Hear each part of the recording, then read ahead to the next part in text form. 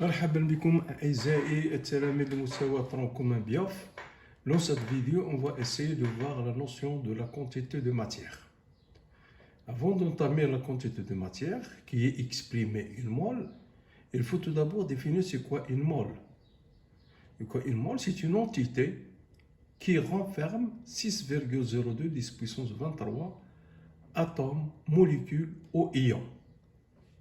Donc la notion de mole correspond. Dans une mole, il y a 6,02 10 puissance 23 atomes. De fait que l'atome et la molécule ou les ions, ce sont des particules qui sont infiniment petites. Donc on n'arrive pas à travailler en chimie avec ces grandeurs. C'est pour cette raison qu'on a défini une grandeur, une mole, qui contient 6,02 10 puissance 23. Donc une mole correspond à 6,02 10 puissance 23 atomes, molécules, ions ou électrons. Donc c'est une entité chimique, c'est un agrandissement de ces éléments chimiques. Passons maintenant à la quantité de matière. Donc la quantité de matière, elle est exprimée Cn, elle est exprimée en mol. Il peut avoir plusieurs notions. Donc la quantité de matière N est égale à petit m sur grand M. Avec grand M, on va voir sur la masse molaire. Et la masse molaire, elle est donnée dans le tableau périodique. Dans le tableau périodique, chaque atome a une masse qu'on appelle la masse molaire, qui est gramme par mol. Gramme par mol. Ici, petit m, c'est la masse. Donc on peut retourner que petit. Donc N est égal à petit m. Et petit m, la masse est égale à N fois la quantité de matière fois M. De même, donc nombre de particules, donc N est égal à, dans une mole, est égal à 6,02 fois 10 puissance 23 atomes aux molécules aux ions. Dans une mole correspond à 6,02 10 puissance 23 atomes aux molécules aux ions. Donc, si vous avez le nombre de particules, atomes ou molécules ou ions, et vous voulez trouver la quantité de matière, donc il faut diviser par 6,010 puissance 23. Soit multiplier par 6,010 puissance 23 pour trouver le nombre de particules, qui est l'atome, ion ou molécule. Et si vous avez le nombre de particules, vous voulez retourner à la quantité de matière, donc il faut diviser par 6,02 10 puissance 23.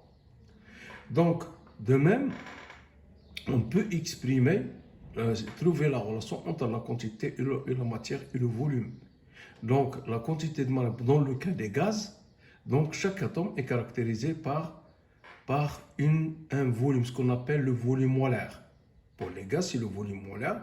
Donc, pour trouver la quantité de matière, vous avez par exemple un volume d'un gaz. Donc, pour trouver le nombre de moles, c'est-à-dire la quantité de matière, N est égal à V, est égal à le volume de ce gaz divisé par le volume molaire.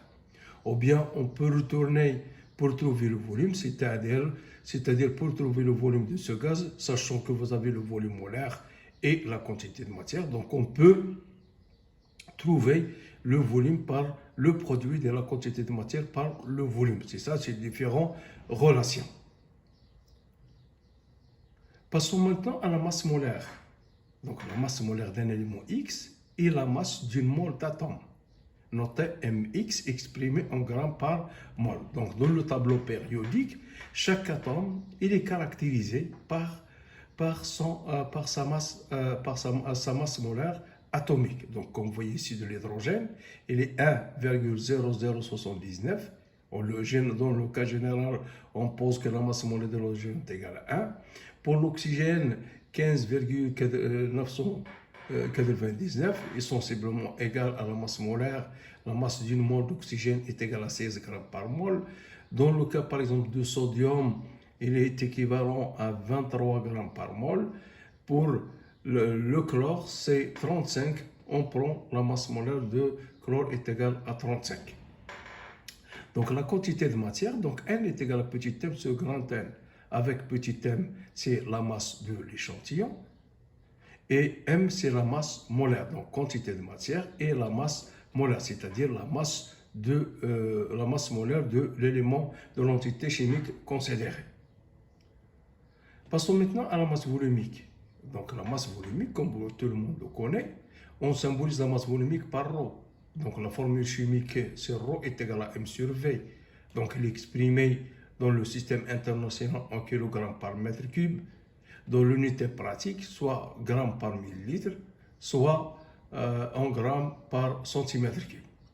Donc l'eau, donc comme vous voyez ici, vous avez un volume d'eau et un volume d'or. Donc dans un décimètre cube, c'est-à-dire dans un litre d'eau, donc vous avez 1 kg. Donc dans ce cube-là, donc il a les dimensions, c'est-à-dire le volume d'un cube, c'est arête fois arête fois arête. Donc pour l'or, pour 1 kg, vous avez pour un litre, vous avez 19,3 kg.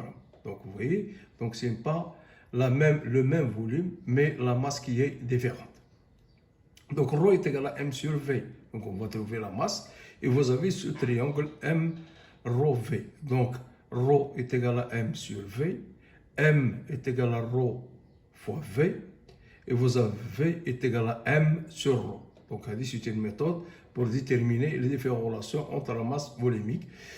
Vous voyez ici donc les unités équivalentes. Donc les équivalentes, vous avez 999 kg par mètre cube, 1060 kg par mètre cube.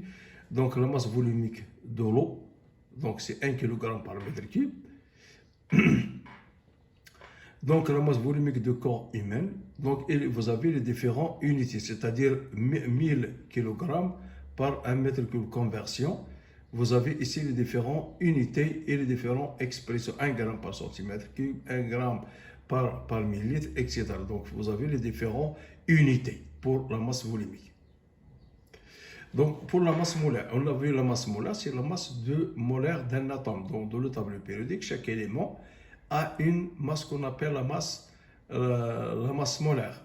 Mais pour la masse molaire, on sait que la molécule est un ensemble d'atomes. Donc pour trouver la masse molaire moléculaire, il faut faire la somme des masses molaires atomiques de tous les atomes qui constituent les molécules. Elle est exprimée en grammes par mol. Donc la masse molaire moléculaire est égale à la somme des masses molaires atomiques de tous les constituants, la molécule exprimée en grammes par mol. Donc vous voyez ici la masse molaire de CaCO3. Donc vous avez les composés d'un atome de calcium, un atome de carbone et 3 atomes d'oxygène. Donc sachant que vous avez la masse de calcium c'est 40 grammes par mol, la masse molaire atomique de carbone c'est 12 grammes, la masse molaire atomique de l'oxygène c'est 16. Donc on fait la sommation.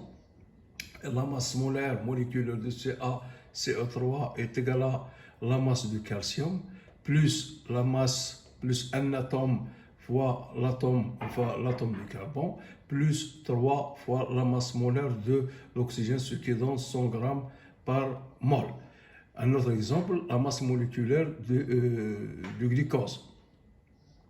La masse molaire du glucose, c'est la masse molaire moléculaire est égale à 6 fois la masse molaire atomique du carbone, plus 12 fois la masse molaire atomique de l'hydrogène, plus 6 fois la masse molaire atomique de l'oxygène. Et comme ça, vous avez trouvé la masse moléculaire de la molécule de glucose. Donc, on a vu la masse molaire. Et la masse molaire, c'est relatif à chaque atome dans le tableau périodique. Il a une masse molaire qui est exprimée en grammes par mol. Mais la masse moléculaire, on sait bien qu'une molécule, c'est un assemblage des atomes. Donc, pour calculer sa masse moléculaire, donc il faut faire la sommation multipliée par le nombre d'atomes qui renferment cette molécule. Le volume molaire. Le volume molaire normal noté Vm est le volume dans les conditions normales de température et de pression. C'est le volume occupé par une mole de ce gaz. Donc, dans les conditions normales, c'est-à-dire P0 est égal à 1 atmosphère et la température c'est 0 degré. C'est ce qu'on appelle les conditions normales. Les conditions normales, ils influent sur la valeur de V0, c'est-à-dire le volume occupé par une mole. Dans ces conditions, donc, V0 est égal à 22,4 litres par mol. Donc, vous avez une mol d'hélium, dans les conditions normales, donc, c'est un volume, c'est 22,4. Donc, il ne dépend pas de la nature de gaz, mais elle dépend du nombre de moles. Donc, une mole d'hélium, 22,4, une mole d'oxygène, 22,4, une mole d'azote, malgré que les masses molaires et les masses moléculaires et les fers, donc on trouve le même gaz, mais seulement il dépend du nombre des conditions de température de pression. C'est-à-dire qu'il faut que la pression soit en atmosphère et que la température soit égale à 0 degré. Et bien sûr, le volume, comme vous voyez ici, c'est 22,4. Donc, N est égal à V sur Vm. C'est ça le volume. On a vu la masse molaire, on a vu la masse moléculaire et on a vu le volume molaire qui ne dépend que du nombre de moles. Il ne dépend pas de la nature de gaz. La densité. La densité d'un liquide ou d'un solide est le rapport de la masse volumique de ce corps sur la masse volumique de l'eau comme référence. Et ρA, ça peut être solide et ça peut être liquide. Ça peut être liquide et ça permet de mesurer la densité.